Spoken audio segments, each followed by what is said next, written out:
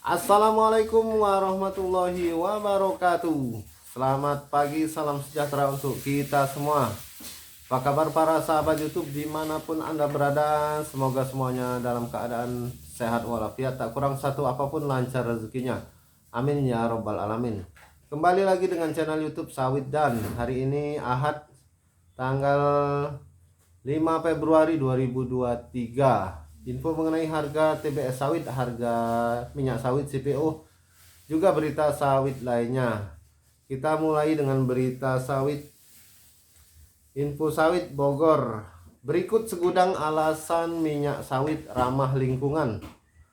Hingga saat ini produksi minyak sawit dan lemak oil and fats di dunia masih didominasi minyak sawit dan minyak kacang kedelai soybean, di mana produksi minyak sawit diperkirakan telah mencapai 79,4 juta ton pada tahun 2022. Salah satu produk turunan minyak sawit seperti biodiesel secara nyata menjadi produk ramah lingkungan dan terbarukan, ungkap pemimpin redaksi di media Info Sawit, Eri Kurniawan, saat menjadi salah satu pembicara tamu di acara internal organisasi masyarakat sipil Satya Bumi 25 Januari 2023 lalu di Bogor. Lebih lanjut, tutur Eri, secara tingkat produktivitas minyak sawit mampu mencapai 5 ton per hektar per tahun. Coba bandingkan dengan minyak kedelai yang hanya memiliki tingkat produktivitas 0,4 ton per hektar per tahun. Dengan demikian bisa dibayangkan, dengan hanya menggunakan lahan yang lebih sedikit namun pangsa pasar minyak sawit mampu mencapai 42% di pasar minyak nabati global. Tidak itu saja, guna memastikan produk minyak sawit diperoleh dengan proses yang ramah lingkungan, pemerintah Indonesia bahkan mengadopsi tujuan pembangunan berkelanjutan dunia atau SDGs dan dicanangkan sebagai target yang harus dicapai tahun 2030 yang akan datang. Pemerintah juga memperkuat industri minyak sawit nasional melalui sertifikat ISPO, Indonesian Sustainable Palm Oil. Sementara SDGs bertujuan guna mengentaskan kemiskinan, melindungi planet bumi dan memastikan setiap orang hidup damai dan sejahtera, katanya. Namun demikian, Eri mengakui bahwa pengembangan industri kelapa sawit nasional masih menghadapi beberapa tantangan, misalnya keberadaan korupsi, kolusi, dan nepotisme atau KKN yang masih marak di Indonesia. Lantas masih adanya tumpang tindih kebijakan nasional dan daerah. Belum adanya kejelasan perlindungan terhadap kepemilikan bisnis yang dikelola petani, perusahaan dan investor secara hukum yang mengatur dengan tegas hak dan kewajibannya. Kedepan, kata Eri, bisa juga dilakukan pengurangan porsi kepemilikan korporasi melalui pelepasan saham kepada masyarakat luas melalui IPO, sehingga perusahaan menjadi transparan dan akuntabel.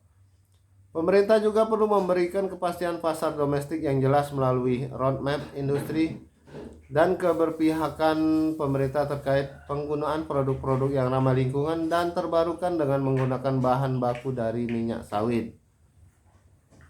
Baik para sahabat YouTube dimanapun Anda berada, kemudian tuh info harga TBS sawit di Merangin Jambi di tingkat PKS masih Rp2.230 per kilogram. Rp2.230 per kilogram. Sedangkan minyak sawit CPO masih Rp11.600 per kilogram. Rp11.600 per kilogram. Bagi para sahabat YouTube yang ingin memberikan berapa harga sawit di daerah masing-masing, silakan tulis di kolom komentar berapa harga minyak sawitnya ya. Maaf, harga TBS sawit. Kemudian ada berita sawit lainnya. Pemerintah optimis penerapan B35 tuai respon positif. Info Sawit Jakarta. Pemerintah optimis bahwa program B35 dapat menuai respon positif seperti program pendahulunya yaitu B30 dalam berbagai aspek indikator ekonomi, sosial, dan lingkungan. Seperti yang telah disampaikan Menteri ESDM pada konferensi pers capaian Kementerian ESDM 30 Januari 2023 lalu, B35 ini dapat mengurangi impor solar dan diproyeksikan dapat menghemat devisa hingga 161,25 triliun rupiah. Juga turut mengurangi emisi gas rumah kaca atau GRK hingga 34,9 juta ton CO2. Dikatakan Menteri Koordinator Bidang Perekonomian Airlangga Hartarto, implementasi B35 merupakan salah satu bentuk komitmen pemerintah untuk mengatasi krisis iklim melalui pengurangan emisi gas rumah kaca secara signifikan, yaitu mempercepat energi yang inklusif, bersih, berkelanjutan, dan mendorong investasi untuk mencapai net zero emission, ujarnya saat membuka talkshow energi Corner Spesial B35 Implementation di Jakarta 31 Januari 2023 lalu. Sementara diungkapkan Direktur Jenderal EBTKE Kementerian ESDM Dadan Kusdiana menyampaikan bahwa penerapan program biodiesel B35 ini dipastikan telah memperhatikan seluruh aspek seperti daya kendaraan, mesin, material, pelumas, dan ruang bakar termasuk emisi, dan hasilnya produk campuran B35 ini direkomendasikan untuk dapat digunakan.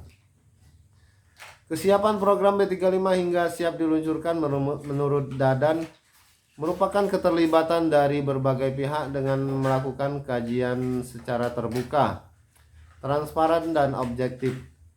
Bahkan Indonesia meningkatkan campuran FAME, fatty acid methyl ester, pada solar ini tanpa contoh karena penerapan biodiesel di negara lain sampai saat ini hanya sekitar 10%.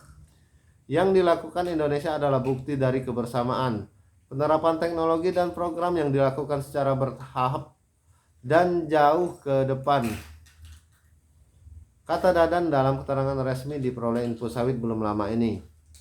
Sementara Ketua Umum Gaikindo Johannes Nagoy menyinggung B35 belum sesuai standar emisi Euro 4. Padahal standar emisi itu sebelumnya telah diberlakukan di dalam negeri bagi kendaraan diesel di Indonesia sejak April 2022. Kata Yohanes, mulai 2022, sesuai ketentuan KLHK, kendaraan yang diproduksi di Indonesia harus sudah memenuhi standarisasi Euro 4, termasuk dari sisi bahan bakar dan emisi gas buangnya.